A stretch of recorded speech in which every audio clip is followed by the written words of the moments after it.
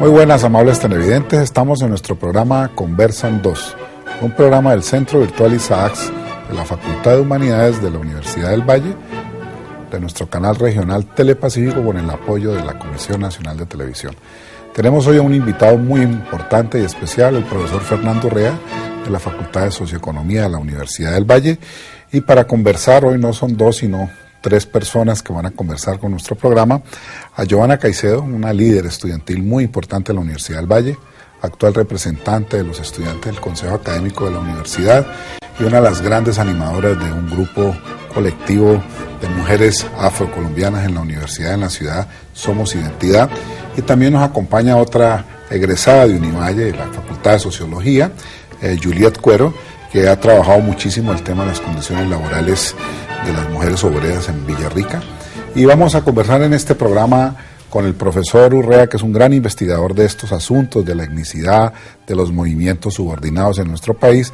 Y a propósito de la venida de Angela Davis a nuestro país, recientemente estuvo en Bogotá, en la Universidad Nacional, y también visitó Cali, visitó nuestra Universidad del Valle, y vamos a hablar de la significación de esto alrededor de lo que está pasando con nuestras comunidades afrocolombianas y nuestros sectores populares.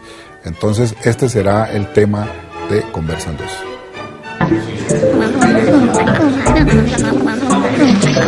Estamos aquí, Conversan 2.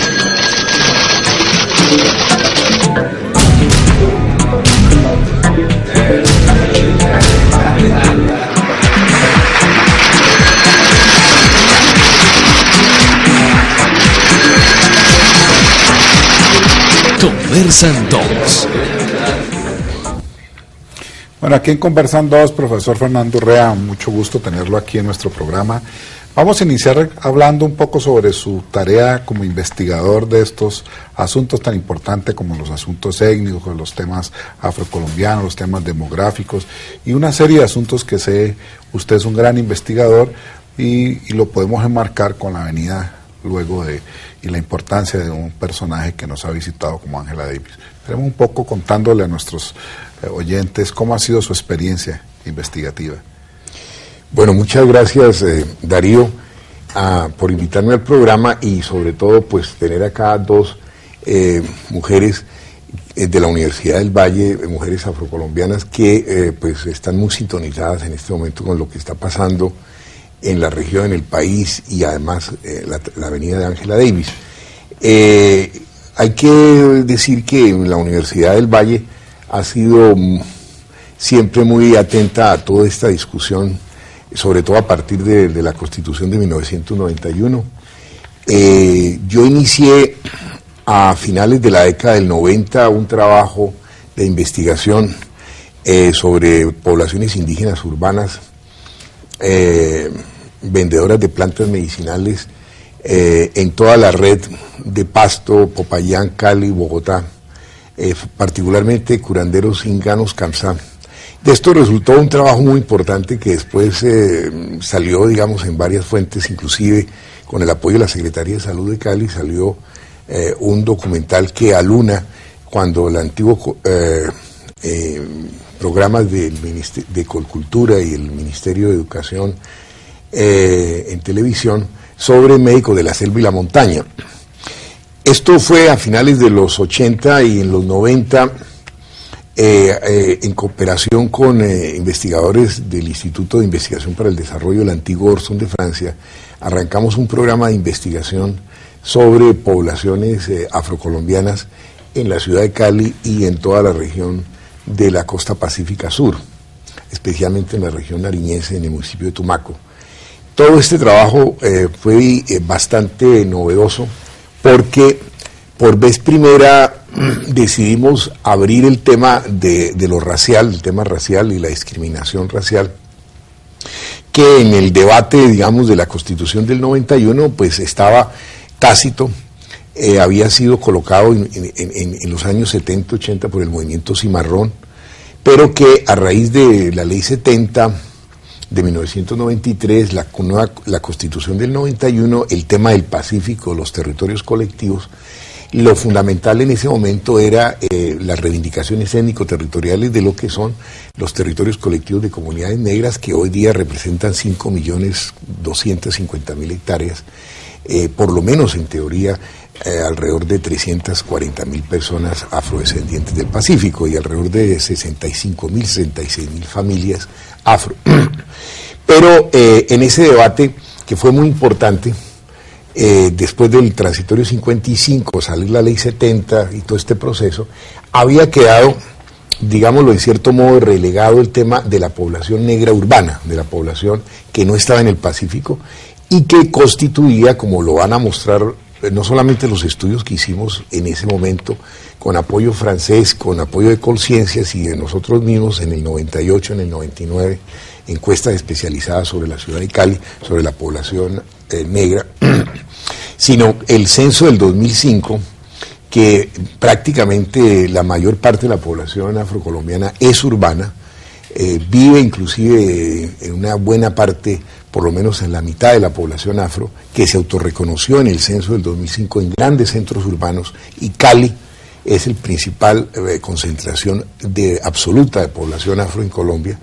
Si pensamos entre Cali y todo el norte del Cauca, que forma parte del área metropolitana, todo el sur del valle, hay alrededor de 1 millón largo de personas negras en esta región. Cartagena, en fin, inclusive ciudades como Bogotá, Medellín, Barranquilla. Además de la población afro y de las otras áreas, digamos, de donde existe población históricamente y por migración en este país. Entonces, eso fue lo importante de la investigación que hizo la Universidad del Valle. El libro que va a salir luego en el 2004, Gente Negra en Colombia, Dinámicas Socioculturales en Cali y el Pacífico, muestra esa dimensión, y de ahí se arrancan una serie de trabajos muy enfocados desde la demografía. Jugamos un papel muy importante en todo el debate con el DANE alrededor de darle un nuevo giro a la pregunta que nosotros llamábamos necesidad étnica racial, y no solo étnica, de incorporar el componente racial, porque para la gente afro el tema no es solamente como los indígenas, el tema cultural, que sigue siendo fundamental, pero también el tema del racismo, de la discriminación, y el elemento de color de piel juega un papel muy importante. Bueno, a propósito de racismo, de todas las luchas que se han dado aquí, vamos a ver una nota de una de las grandes luchadoras por la afirmación y los derechos de los negros en el mundo, especialmente en Estados Unidos, que nos visitó recientemente, que es Angela Davis.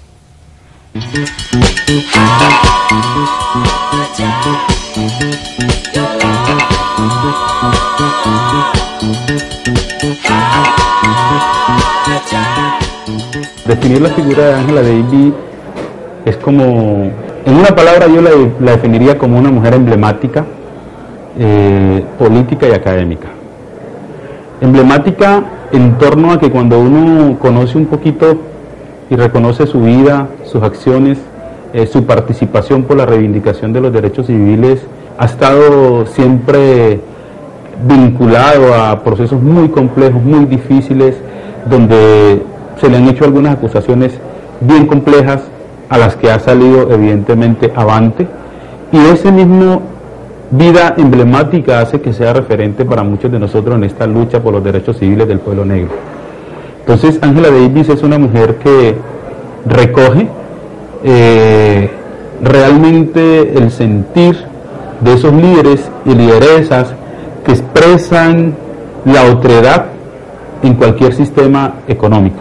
Al igual que Malcolm X, que Rosa Parks, que Martin Luther King, inclusive, al igual que Nelson Mandela, o como muchos de nuestros ancestros, Benkos Biojó, Barule, Polonia, que lucharon por la libertad del pueblo negro, por la justicia con el pueblo negro, por la no violación de los derechos humanos de nuestro pueblo, recoge ese mismo emblema y hace parte de esa historia con una diferenciación, que es historia viva. La lucha de Angela Davis, desde la lucha por los derechos civiles, pero también la lucha desde el movimiento de las Panteras Negras, su postura socialista, que no ha sido oculta, no ha sido escondida en ninguna parte del mundo, influenciada por su formación. Angela Davis crece en un pueblo muy conflictivo, donde el Ku Klux Klan había detonado cualquier cantidad de dinamita Y eso le genera una gran sensibilidad unido a su mamá y su papá, historiadores, mecánicos,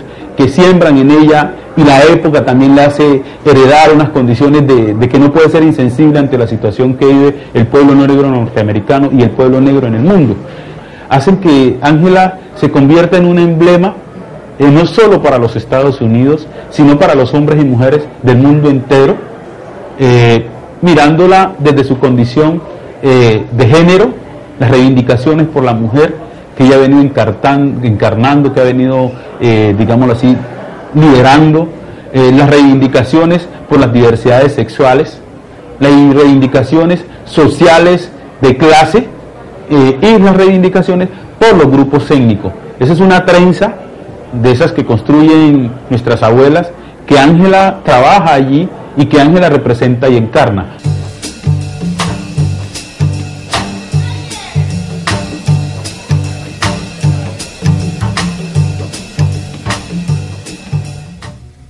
Bueno, con esta breve nota que hemos visto de Ángela, Giovanna, tú que estuviste con Ángela, ¿cómo sentiste su discurso, sus ideas, su vitalidad en esta visita a Colombia?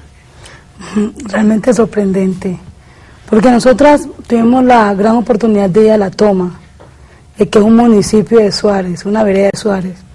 En ello fuimos a una mina, además, y hicimos todo un recorrido, su interacción, su permanente interactuar con las personas, escucharla, parecía como no se cansara, ¿no?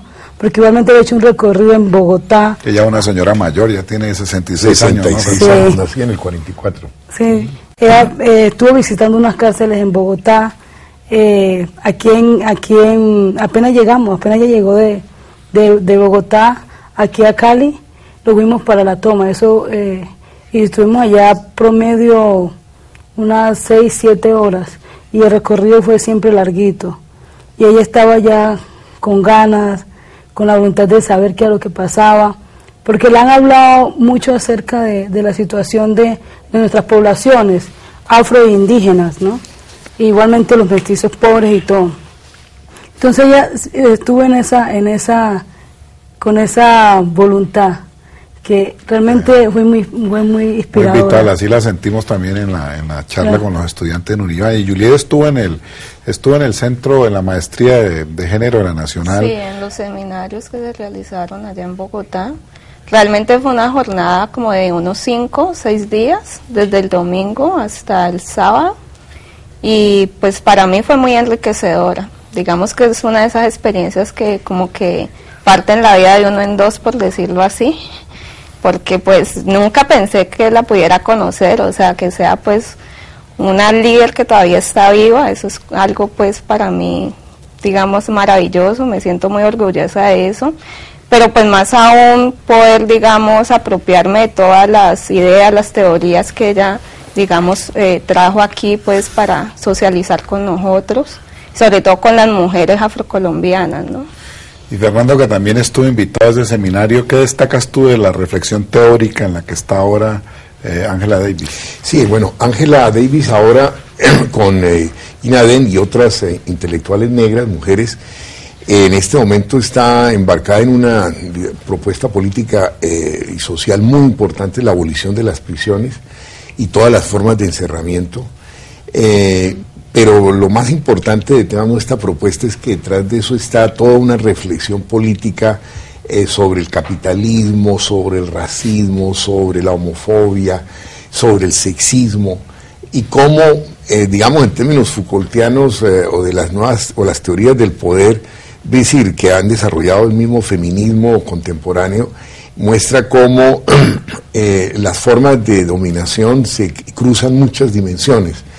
Y me parece que ella en la lucha contra lo que es las prisiones, porque además fue una prisionera, tuvo 16 meses encerrada entre Nueva York y California, y además pues fue muy perseguida. Ella entiende muy bien cuál es la experiencia alrededor de eso. Yo creo que lo de Angela Davis en este momento, simbólicamente para la Universidad Nacional de Colombia, para la Universidad del Valle, en general para lo que logró hacer la Escuela de Estudios de Género y todo lo que hicieron los esfuerzos de las organizaciones, traerlas a Cali, llevarla a la toma, es muy significativo en muchos aspectos, para el movimiento afrocolombiano, para las mujeres negras, pero también para todos los grupos sociales excluidos, subalternos en este país, indígenas, como decía muy bien Joana, sectores blancos, mestizos, pobres, en fin, todos los grupos realmente excluidos, porque ella habló para todos los grupos excluidos. Y Joana, y con relación a las temáticas específicas de la mujer negra y toda, por ejemplo, temas como la sexualidad, ¿qué aportes hizo de Ángela en las reflexiones que tuvieron en la Nacional y acá? Yo quedé sorprendida con algo, y es que estaba en proceso de entenderlo más allá y ese ejercicio que ella planteaba que a la hija, bueno, ella contaba una historia ahí, donde la hija bueno, ¿cómo lo explicaría? Bueno, matan a una joven, unos hombres mestizos, y la señora es capaz de perdonar al que le mató a su hija, tanto es que la adopta como su propio hijo, porque ella dice que que él fue el último que vio a su hija. O sea, realmente yo quedé tan sorprendida con esa historia, ya que, por supuesto, se muestra que hay mucho amor, pero además es cómo poder hacerlo. Y pensaba en este país de inmediato, decía, bueno, que los paramilitares, que la guerrilla, bueno, todo el conflicto que hay en el interior del país, ¿cómo podríamos nosotros aprender a perdonar, a amar, no? Porque aquí lo que se goza es cuando se mata a alguien y se puede mostrar como un trofeo, que es lo que hemos visto con esta etiqueta moral de este país, de las mismas instituciones, ¿no? Y uno dice, bueno, ¿y por qué muestran a esta gente cuando la asesinan de esa forma tan cruel? ¿No creen que en ese medio, que por ese medio se transmite información a niños, jóvenes, y eso es totalmente agotador emocionalmente? Entonces, es como en este país podemos eso mirar y poder transformar un poco ese sentir, ¿no? Con respecto a las mujeres negras, nosotras, y muy bien lo que plantea en diversidades sexuales y todo, y es ese respeto, y es poder construir entre todas y todos. Ese es el mensaje que siempre mostraba, y yo lo llamaría el mensaje del amor, porque entendemos que en ese triángulo, que es al revés, pero porque el triángulo lo podemos decir, donde las mujeres, por este contexto machista, sexista, bueno, como se ve la discriminación, hemos y estamos padeciendo las fuerzas que nos atropellan. Entonces, es todo eso que ella mostró. Bueno, muy interesante, Joana. Vamos a hacer una pausa y ya volvemos. Muy bien. Bueno, seguimos aquí en Conversan 2, hablando de Ángela Davis. Profesor Fernando, pudiéramos contarle a nuestros televidentes un poco de la importancia de toda esta trayectoria de Ángela Davis que hemos estado hablando, toda su trayectoria intelectual. Sí, bueno, Ángela Davis, digamos, podríamos decir que de una manera un poco descarada, voy a atreverlo a decir, así como Simone de Beauvoir con la obra del segundo sexo en 1949, digamos, es un parteaguas teórico sobre el tema y construye la temática de género. Yo creo que Ángela Davis es un parteaguas también en términos de lo que se ha llamado el black feminismo, el feminismo negro, cuando introduce desde sus luchas en los 70 y en su obra del año 81, Mujer, Clase, Raza, el tema de la raza atravesando el género y la clase. Es decir, yo creo que esto es fundamental y esto es central. Con Ángela Davis se abre una perspectiva, digamos, del feminismo en la cual no puede pensarse la mujer, ni los hombres, ni las trans, ni todos los seres digamos que se construyen su identidad de género sin un referente de clase social, sin un referente racial, sin colores de piel, sin grupos étnicos. Esto es muy importante. Todos factores cuentan. Todos esos factores. Y la sexualidad. Esto, digámoslo, es muy claro en la propuesta de Angela Davis, el tema de la relación entre raza y sexualidad, entre etnicidad y sexualidad, clase y sexualidad. Vamos a ver una nota también sobre Ángela para que sigamos esta conversación aquí con Juliet y con Giovanna.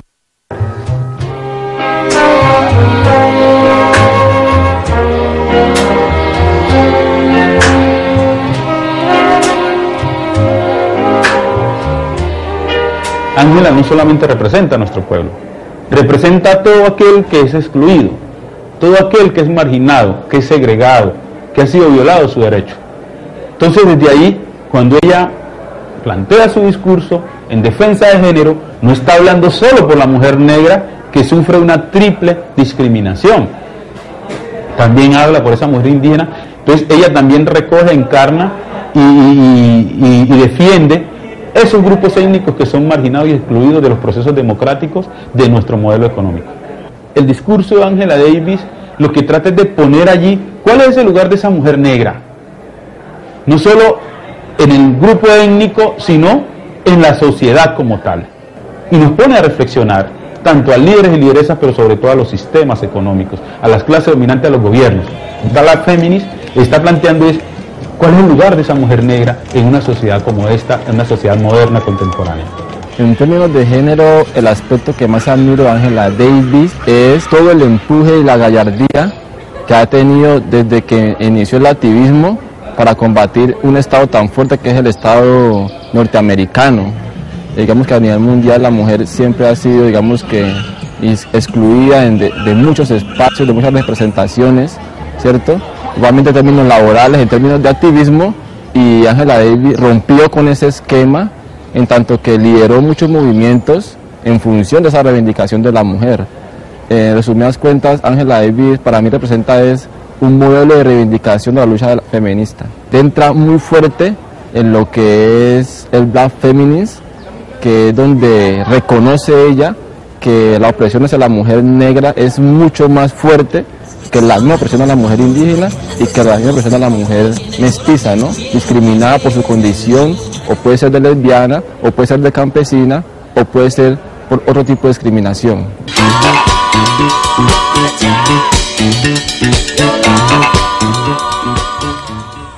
Bueno, con esta nota, Juliet, sé que tú has trabajado con el grupo del profesor Fernando Urrea y te graduaste con una tesis sobre las condiciones laborales de las mujeres obreras en Villarrica. A propósito de toda esta lucha, Ángel, ¿cómo ha sido esa experiencia tuya, esta investigación en este campo? Sí, pues a propósito de Angela Davis, claro, digamos, la investigación, mi tesis, giró en torno a las condiciones laborales de mujeres obreras en el norte del Cauca, Villarrica, que pues son mujeres afro, en un contexto de flexibilidad laboral. Es trabajo de maquila. Entonces digamos que allí se articula eso de lo que ella ha sido pionera, que es esa interseccionalidad de las opresiones, ¿no? Porque digamos allí está la variable de género presente, la variable de clase social por como mujeres obreras y la variable étnica como mujeres pues afrodescendientes, ¿no? Entonces fue como digamos tratar de dar cuenta cómo dentro de este sistema capitalista se estructura digamos esa explotación de estas mujeres, pero al mismo tiempo como esa inserción en el trabajo digamos asalariado también les permite digamos a ellas acceder a una independencia como mujeres, a una autonomía, sí, aunque son digamos explotadas en su trabajo, eso mismo les genera como una independencia, digamos frente a un trabajo como empleada doméstica, donde de pronto se vive una mayor humillación, ellas digamos comienzan a hacer rupturas con sus parejas en el entorno doméstico, entonces creo que eso pues... Hay una independencia económica que también se expresa en su autonomía. Entonces, cultural, en su cuerpo, en sus relaciones sociales. Y esa, digamos, esa es la complejidad, digamos, de aplicar eso de la interseccionalidad, en un análisis interseccional de raza, clase, género, porque, o sea, por un lado, digamos, vemos opresión, pero eso mismo que genera opresión, mirándolo como desde otro punto de vista, también está generando una independencia, una autonomía. Entonces, pues algo bien interesante. Y Giovanna, y las mujeres negras universitarias, que es un tema que tú conoces muy bien y lideras, Somos Identidad, ¿en qué está ese movimiento? ¿Qué es lo que ustedes quieren? ¿Por qué están luchando? Bueno, nosotras y nosotros tratamos de construir una trenza, y es poder en esa construcción trabajar el tema, la vivencia étnica, diversidades sexuales y sociales. Entonces tratamos de construir desde allí. ¿Qué es lo que queremos con esta organización, con este proceso? Y es poder reivindicar y poder expresar y que todas y todos podamos vivir. Y es que, ¿por qué excluir? ¿Por qué nos excluyen si se es diverso en la sexualidad? Porque no se tiene ninguna enfermedad, ninguna situación incorrecta. Porque nos encontramos de nuevo con las instituciones, y entonces nos encontramos con la religiosidad, con la religión, y en este caso la que más predomina es la católica, o más bien la cristiana, donde generan hacen un sesgo para la sociedad, donde lo empiezan a eliminar al momento de expresar y vivir nuestra sexualidad. Igualmente está la vivencia de género. Esta sociedad, por el hecho de ser mujer, genera unas situaciones de exclusión laboral, de formación académica, nivel social, y es que sencillamente lo marginan y lo llevan a un lugar, y es estar en la casa, y de ese lugar, bueno, se construye, pero no genera lo que tú decías, y es la autonomía, y uno poder decidir cómo quiere vivir. ¿Cómo quiere vivir? En ese tema, Fernando, trabajas bastante en una de las líneas en la universidad, y tú me hablabas de los cambios de roles en la construcción de sexualidad masculina, femenina, sí. Todos estos cambios que se están dando en el caso de Cali, que es una ciudad de mayorías negras en su población, unos cambios muy importantes, que han arrojado todas estas investigaciones, y para dónde crees tú que van todos estos movimientos y estos cambios que se están dando. Sí, una de las formas, digamos, de ver, como decía bien Johanna y Juliet, es ver la intersección entre raza y sexualidad, clase social. Yo creo que en este momento se expresan muchas manifestaciones culturales de los pros de la vida cotidiana, para no ir muy lejos, en las nuevas expresiones de la Feria de Cali a través de las escuelas de salsa, en el Petronio Álvarez, toda una cantidad de fenómenos donde uno ve la puesta en escena, digamos, de nuevas maneras de las masculinidades y las feminidades de la gente negra, que cuando yo comencé a acercarme a este proceso, digamos, a mediados de los años 90, todavía veía muy fuerte el modelo de una hipermasculinidad negra dominante como modelo de referencia, por ejemplo, para los jóvenes. Pero yo creo que eso está muy fracturado hoy día, y yo creo que están apareciendo nuevas expresiones de masculinidad negra en las clases populares, y lo mismo de feminidades negras. Esto es bien importante, y yo creo que hay que rescatarlo, hay que valorarlo, porque este es el proceso de cambio que se está viviendo. Los resultados que arroja el trabajo de Juliet, por ejemplo, en el norte del Cauca, cuando ella dice esa paradoja de que son obreras, es el proletariado femenino negro, son nuestras proletarias negras, pero estas proletarias antes eran empleadas del servicio, y ahora, a pesar de trabajar en la maquila, son mujeres que han comenzado a construir una subjetividad, un manejo de su sexualidad con mayor autonomía, unas relaciones de género más autónomas frente al hombre, y efectivamente esto se observa en los cambios en los patrones reproductivos. Y yo creo que esto se está observando en Cali. Cali es una ciudad moderna, también en sus clases populares negras, tan moderna como las clases altas, y esto es algo que las élites no se han dado cuenta. Y que son realmente procesos muy importantes para el conjunto de la sociedad. Juliet, no sé si quieres hablar un poco de qué manera más específica en el caso de tu investigación se expresa eso que está señalando el profesor Urrea. En la investigación que realizamos también se veía como en estas mujeres obreras ha habido pues un cambio en los patrones reproductivos, ¿no? esas mujeres ya digamos comienzan a decidir, a planificar digamos su vida sexual, a decidir cuántos hijos quieren tener, ¿sí? Digamos a aprender digamos a negociar con sus compañeros, ¿sí? Con sus esposos esto. Igual pues mi trabajo de grado fue sobre todo digamos enfocado en sociología del trabajo, pero con el profesor también se hizo con esas mismas mujeres la investigación de sexualidades y feminidades en mujeres negras e indígenas. Entonces ya digamos en el plano de las sexualidades pues también se da cuenta digamos de el desarrollo de una autonomía de género en ellas, porque digamos ellas ya comienzan digamos a dialogar con su compañero y a decidir cuándo quieren tener una relación sexual, cuándo no, ¿sí? Digamos a desarrollar pues más autonomía en ese sentido. Y algo muy importante es que afirman el placer sexual. El derecho al placer. El derecho al placer, que eso es muy importante. Es decir, directamente es un elemento de la subjetividad que me parece importante, ganar el derecho al placer. Y que el hombre, el compañero, le respete el derecho al placer. Sí, eso fue algo bien digamos importante allí. Ya hay digamos como esa voluntad, digamos esa decisión de poder, digamos exigir eso, ¿no? Estar satisfechas en una relación sexual, ¿sí? Decir cómo quieren obtener ese placer, poder decir digamos en ese sentido.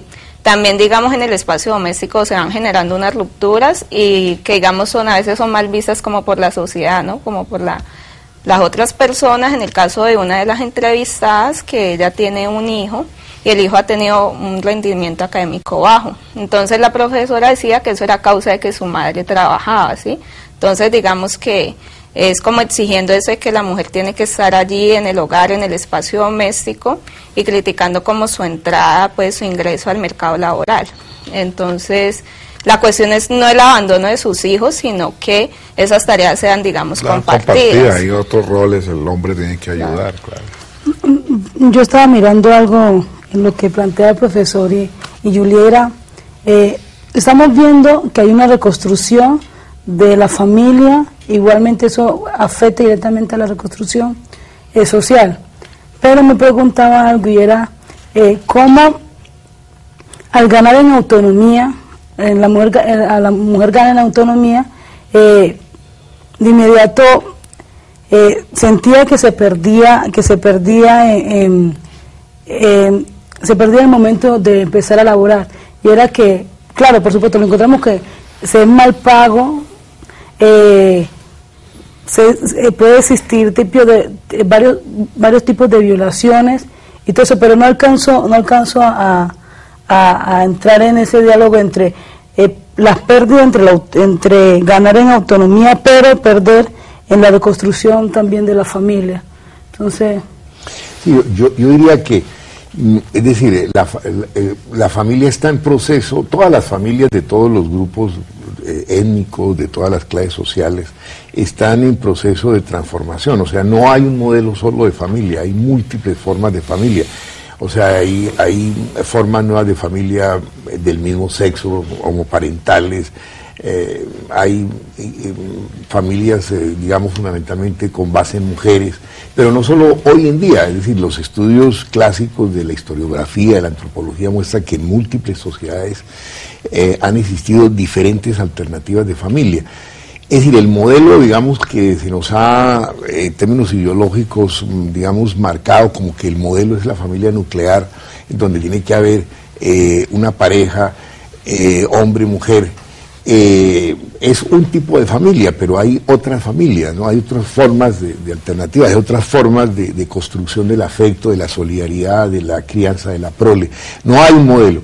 Y esto es muy importante, me parece que está dándose también en las clases populares, y como en las clases medias, como hay gente viviendo sola, profesionales blancos, mestizos, también hay hombres y mujeres negros viviendo solo. En un trabajo que hicimos con la colega Mara Iberos de la Universidad Nacional, que dirige la Escuela de Estudios de Género, quien fue la que trajo a Ángela Davis precisamente, y con el profesor Carlos Biafara de la Universidad del Valle, sobre clases medias negras en Bogotá y Cali, encontramos exactamente eso, es decir, mujeres, hombres profesionales negros viviendo solos, como hombres, como los blancos y mestizos. O sea, los patrones de modernidad Ahora, ellos forman parte de una familia, pero sus hogares son gente sola. En un momento dado han tenido pareja, entonces se han separado, tienen hijos, o sea, esos procesos se están dando. O sea, no hay que ver, digamos, como que hubiese una familia negra, una familia blanca, una familia indígena, como que estuviera acabándose, ¿no? Sino que están transformándose las relaciones. Y yo creo que lo más importante en esto es que está cobrando mucha fuerza los elementos, digamos, de la propia vivencia de la mujer, el respeto, digamos, a exigir a que el placer sexual es muy importante, en que la responsabilidad de la división sexual de los trabajos domésticos lo negocian con el compañero, como dice Juliet. Ahora, esos son cambios, pero eso no significa que se está dando.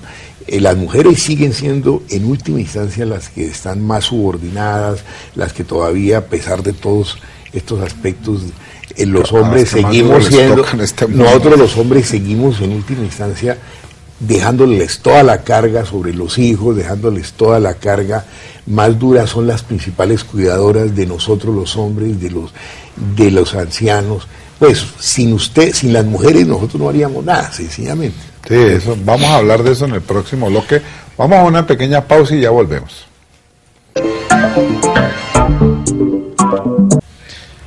Continuamos aquí en Conversan 2. Tenemos como cuadro invitado al pintor Wilson España y su cuadro NNGZ. Y antes de seguir en este bloque tan interesante con nuestros invitados en Conversan 2, vamos a ver la última nota sobre Angela Davis.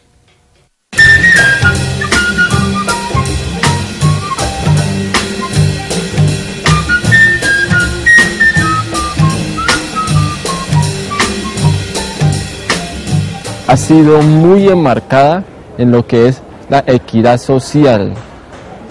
En esa equidad social, el Estado pues, norteamericano nunca había tenido inmiscuido en sus oportunidades y en sus clases a la población afrodescendiente, a la población latina, a la población indígena y a la población obviamente minorizada en esos entonces. Ella entonces reconoce esta problemática y enmarca una lucha abanderada por las mismas clases. Desde las Panteras Negras, ella empodera esa lucha, reivindicando las luchas afroamericanas, pero también articulan una lucha muy fuerte con lo que son las clases oprimidas, la clase media en ese entonces, la clase baja. Ella se convierte como la punta de lanza de todo ese proceso acumulativo entre indígenas, latinos, clase media, clase baja y afroamericanos. Políticamente se puede decir que para el gobierno de los Estados Unidos, Angela Davis significó una piedra en el zapato, como le decimos popularmente, precisamente porque combatía ese tipo de, digamos que, de falta de oportunidad para su sector. Todo empezó por la puesta de un semáforo. Simplemente en un sector, en Estados Unidos, en el barrio donde vivían ellos, no había un semáforo, entonces por lo tanto los carros pasaban muy rápido y había muchas muertes de jóvenes afroamericanos, afrodescendientes. Y por ser un barrio donde había mucha población afroamericana, el gobierno no quería colocar un semáforo. Entonces se levantó un proceso de lucha liderado por Angela Davis y otras personas más de las Panteras Negras, reivindicando que obviamente por ser un sector, Estados Unidos tenía derecho a contar con todas las condiciones dignas para vivir. Y desde ahí se abanderó esa lucha con Angela Davis. En los años 70 pasó mucho tiempo, pues podemos hablar por ahí de 10 años, para que pusieran un simple semáforo, pero para el pueblo Angela Davis significó una voz de aliento, una voz de lucha y una esperanza. Bueno, Johanna, habíamos dejado a propósito de Angela Davis este cambio que señala el profesor Urrea en las familias. Pero yo sé que tú vienes de Guapi, del Pacífico Profundo, y quiero que nos cuentes un poco las particularidades de estos cambios, cómo es el tema de la familia. Realmente para nosotras y nosotros los que venimos del Pacífico, encontramos que la construcción de familia es otra. ¿Y es cuál? Está la abuela, que es prácticamente la que se encarga de criarnos a nosotros, a nosotras, o en su efecto los hermanos o hermanas mayores. Porque las mamás siempre trabajan, no para otros, sino para la casa. Y es que van a coger camarones, bueno, van a pescar, clases artesanales. Sí, entonces cuando se ve acá lo encontramos con unos cambios que son bien complejos. Uno, porque no tenemos dónde producir dónde coger nuestros propios alimentos o producirlos. Dos, el cuestionamiento acerca de la relación. Cuando tú pones el ejemplo de que la profesora decía que el estudiante, que el hijo no le estaba viendo mal porque la mamá trabajaba, uno decía, inmediatamente pensaba, pero no es tan fácil afirmar eso, porque ha habido otro tipo de construcción de la responsabilidad, porque además al hijo se le exige que cumpla con ciertas labores, ¿no? Entonces también es como, bueno, venimos de otros espacios. Pero idealmente, profesor Urrea, hay cambios materiales reales que inciden en eso, que son los estudios que ustedes están haciendo con relación a estos roles en la familia. Sí, pero en el mismo Pacífico se están dando cambios muy fuertes, es decir, no solamente acá. Lo que expresa Joana es un tipo de familia, es decir, que también en Cali existe, que también en Cartagena existe, no tan extensa, es cierto, pero existe, que son las familias donde las mujeres, la abuela, las tías, realmente son las que se encargan de toda la crianza de la prole. Por ejemplo, el caso que comentaba Juliet, probablemente ahí, en ese caso, en el norte del Cauca, probablemente ya no se cuente, digamos, con la abuela o la tía, y en muchos casos de eso se da este proceso, digamos, de hogares jefeados por mujeres, digamos, que no tienen el respaldo un poco ya de la familia más amplia. Pero lo importante es ver que no hay un modelo de familia único, y eso es lo que hay que tener en cuenta, es decir, es cómo entender eso, y eso genera evidentemente crisis, desajustes, pero igual sucede con las familias mestizas, blancas, las familias de todos los sectores sociales. En los sectores indígenas también se están produciendo esos cambios. Yo personalmente, yo no veo un modelo de familia, sino yo veo realmente una pluralidad de formas de familia que se están adaptando a las nuevas condiciones de vida, no solamente urbanas, sino también, como dije antes, cambios en el Pacífico. En el Pacífico, en este momento, debido al mismo conflicto armado, debido a los mismos procesos de desplazamiento, salida de las zonas rurales para las cabeceras y para acá, estamos viendo nuevas formas también de organización de la familia. La gente de los territorios colectivos le ha tocado irse a vivir a Tumaco, a Guapi, a Quibdó, a Buenaventura, y se trasladan a veces a los territorios y regresan. Han tenido que mandar los hijos a las zonas urbanas, aquí a Cali. Entonces, ha habido un acomodo de las redes familiares frente al conflicto armado, frente a la situación que se vive en el Pacífico. Eso ha generado una serie de trastornos, ha generado una serie de problemas, efectivamente, situación de crisis, por ejemplo, para las nuevas generaciones, para los nuevos adolescentes. Pero yo no veo tanto como un problema decir, que moralista, que se mira en los discursos políticos tradicionales como que, por ejemplo, la delincuencia en las zonas más pobres de la ciudad y donde hay mayor concentración de población negra es porque la familia está en crisis. No, yo no creo eso. Yo creo que todo tiene que ver más con factores de exclusión, de racismo, de desigualdad social. Y más eso explica muchos comportamientos agresivos que explicarlo, digamos, como que la familia está descompuesta o está en crisis, porque los trabajos que se han hecho etnográficos urbanos sobre la familia en Cali muestran realmente que hay muchas formas de cooperación y de solidaridad impresionantes en los barrios de sectores populares con alta concentración de población afrocolombiana. Yo creo, profe, que es importantísimo que todos y todas tengamos claro que no hay una sola forma de familia, ¿no? Y eso va a permitir que los hombres puedan entrar y cumplir sus labores también domésticos, que en las relaciones homo, lésbicas, se puedan ver diferentes, y eso genera una composición, ahora sí, Precisamente, Joana, ese punto, ¿no? Ese punto, por ejemplo, yo veo cambios muy positivos. En el Pacífico, digamos, lo tradicional, en la expresión, digamos, de la diversidad sexual, clásicamente, pues no era muy aceptada. Hoy en día yo creo que está siendo aceptado. Por ejemplo, es una de las cosas positivas que yo veo del cambio. Eso que tú acabas de decir, por ejemplo, que aparezcan nuevas masculinidades más femeninas o feminidades más masculinas. Eso yo no lo veía antes y como lo estoy viendo recientemente. Claro, había mucho prejuicio. Hay muchos cambios. Ahora, sí creo que hay cosas que todavía se mantienen, que ustedes, las mujeres, tienen que seguir cuestionando. Por ejemplo, los roles domésticos. Todavía los roles domésticos están soportados en ustedes. Nosotros no cumplimos realmente una división realmente más equitativa de las actividades domésticas. En la crianza, en la socialización, ustedes siguen siendo lo fundamental. Ahora, no crean que esto solamente en Colombia. En Europa, en este momento, los estudios muestran que sigue siendo la desigualdad de género, sigue dándose en la esfera del espacio doméstico, la subordinación femenina sigue dándose, y nosotros los hombres somos privilegiados y seguimos usufructuando los privilegios. Eso tanto se ve ahorita ya en el caso de las universidades, que era una pregunta que en algún momento hacíamos, y era, ahorita las mujeres estamos entrando a todas las carreras.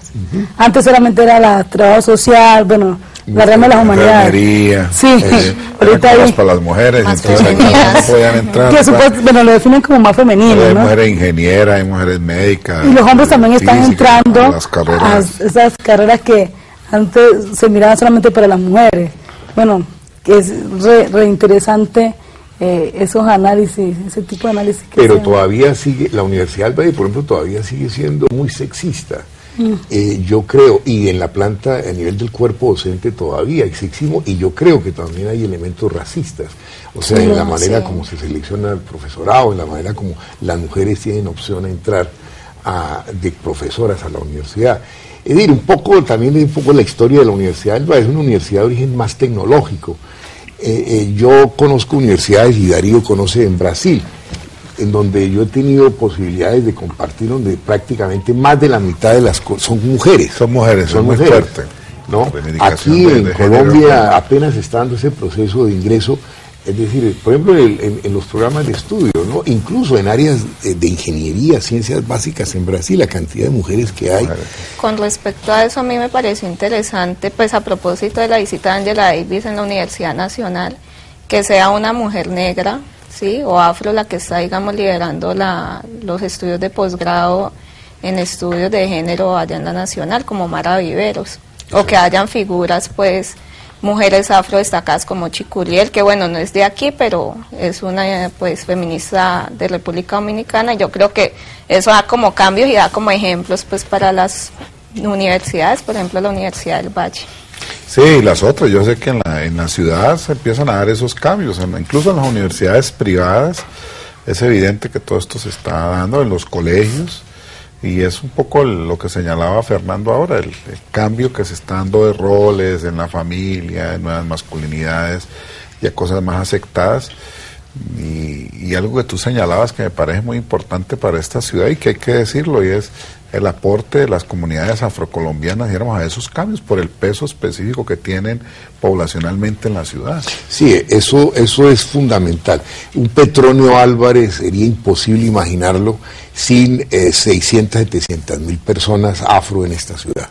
O sea, el hecho de que yo inclusive puede pensar más, el censo arrojó el 26%, pero puede ser el 35, 40%. Eso hace que esta ciudad no sea solamente una ciudad mestiza, es una ciudad negra. Y eso es un factor objetivo, diríamos, en términos de Marx.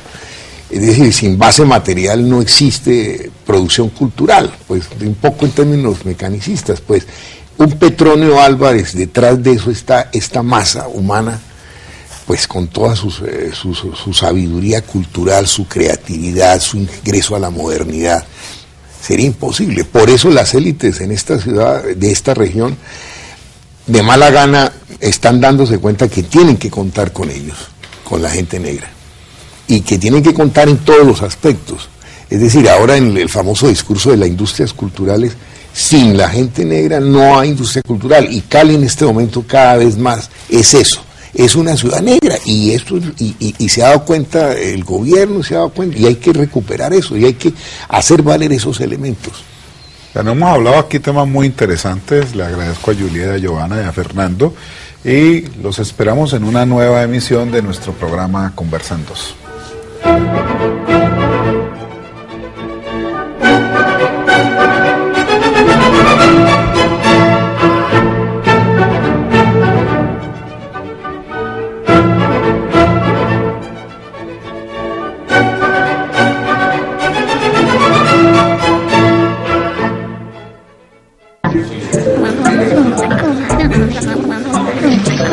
Estamos aquí, Conversan 2.